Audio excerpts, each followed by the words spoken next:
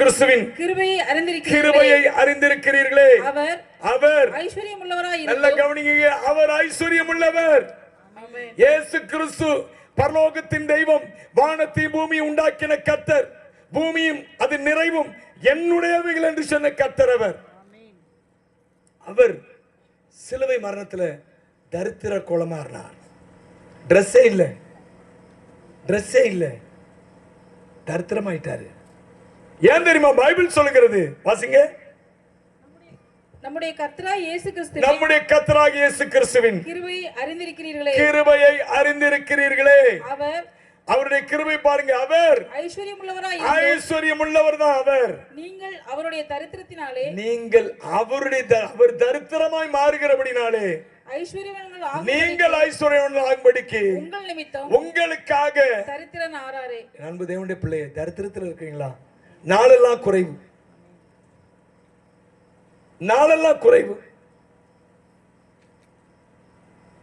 தரித்திரம் சொல்லுவாங்கல்ல, ஒரு சில குடும்பம் தரித்திரம் தாண்டவம் ஆடுது.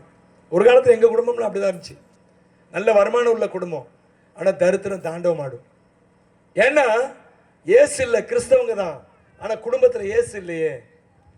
இயேசு இருக்கிற குடும்பத்துல சந்தோஷம். என் அன்பு தேவனுடைய பிள்ளையே, உன்னுடைய வாழ்க்கையில் நிம்மதி இழந்து போயிருக்கிறீங்களா? இயேசு உங்க வாழ்க்கையில உங்க குடும்பத்துல வந்தார்னா சந்தோஷம், சமாதானம், நிம்மதி, ஆசீர்வாதம், சாபங்களை மாற்றி உங்களை ஆசீர்வாதமாக்குகிற கர்த்தர் இவர். அவர் உங்களுக்காக தரித்திரரை போல மாறினாருங்க. சிலுவையில் இயேசு தரித்திரரா மாறினார் பார்த்தீங்களா? அந்த இயேசுவை நோக்கி பார்த்தீங்கன்னா, இயேசுவே எனக்காக தரித்திரரானீரே.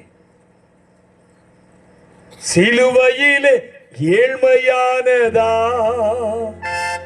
என்னை செல்வந்தனாய் மாற்றி விட்டீ.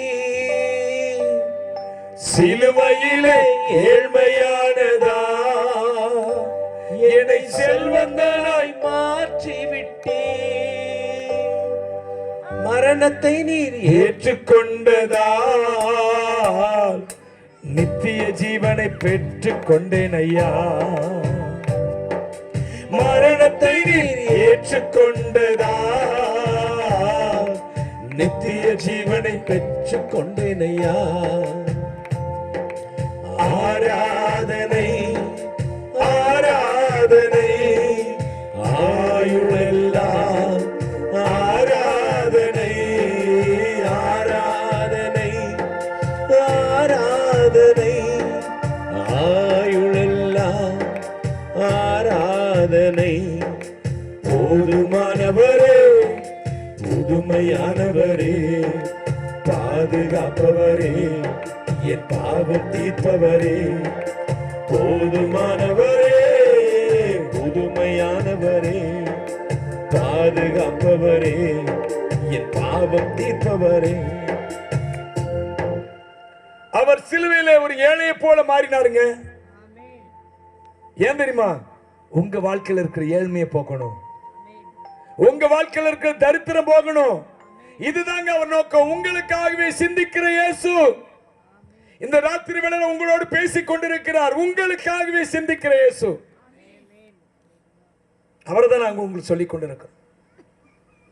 எனவே வார்த்தை கேட்டுக்கொண்டிருக்கிற என் அன்பானவர்களே, இந்த ராத்திரியில இந்த இயேசு உங்கள் வாழ்க்கையில உங்கள் குடும்பத்தில் வருவார் என்றால் நீங்கள் சந்தோஷத்தை பெற்றுக்கொள்வீங்க, சமாதானத்தை பெற்றுக்கொள்வீங்க. நீதிமான் என்கிற ஒரு அந்தஸ்து அவர் கொடுப்பார். பிசாசின் கிரையிலிருந்து, வியாதியிலிருந்து இந்த ராத்திரில உங்களுக்கு விடுதலை கொடுப்பார். உங்களுக்காக நாங்கள் இப்போ ஜெபம் பண்றோம். ஒருவேளை இங்க யாரா வியாதியோடு இருப்பீங்கன்னா, பிசாசின் போராட்டத்தோடு இருப்பீங்கன்னா, உங்களுக்காக ஜெபிக்க போகிறோம். ஏழ்மையான நிலைமையில, தரித்திர நிலைமையில இருப்பீங்கன்னா, உங்களுக்காக நாங்கள் ஜெபிக்க போகிறோம். கர்த்தர் உங்க நிலைமையை மாற்றுவாருங்க. ஆண்டவர் இயேசு கிறிஸ்து தன்னுடைய முதல் பிரசங்கத்தை எப்படியாக ஆரம்பித்தார்? மனம் திரும்புங்கள், பரலோக ராஜ்யம் சமீபமாக இருக்கிறது என்று சொல்லி.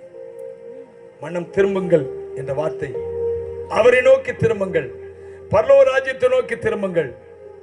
நீங்கள் பரலோக ராஜ்யத்துக்கு ஏற்ற மனிதர்களாய் மாற்றப்படுவீர்கள். இந்த பூமியில இருக்கும் போதே பரலோகத்துல குறைவில்லை, பரலோகத்துல சாபம் இல்லை, பரலோகத்துல வியாதி இல்லை. எனவே உங்களுடைய கவனம் இயேசுவை நோக்கி திரும்பும் என்றால் உங்க வாழ்க்கை பரலோக வாழ்க்கை போல மாறும் என்று சொல்வதற்காக இயேசு சொன்னார், மனம் திரும்புங்கள், இந்த நல்ல செய்தியை விசுவாசியுங்கள், பரலோக ராஜ்யம் சமீபித்திருக்கிறது என்று சொல்லி நாம் எல்லாரும் எழுந்து நிற்கலாமா?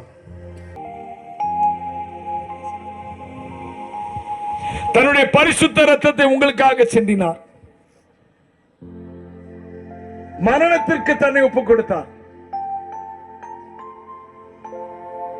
மரணத்தோடு போகவில்லைங்க, உயிரோடு இருந்தார். உயிரோடு இருந்தார். உங்களுக்காக தான், உங்களுக்காக தான் அவர் ரத்தம் சிந்தப்பட்டது என்றால் உங்களுக்காக. அவர் மரணத்தை நோக்கி போனார் என்றால் உங்களுக்காக. ரத்தமே சிந்தப்பட்ட ரத்தமே, விலையேற பெற்ற வல்ல ரத்தமே,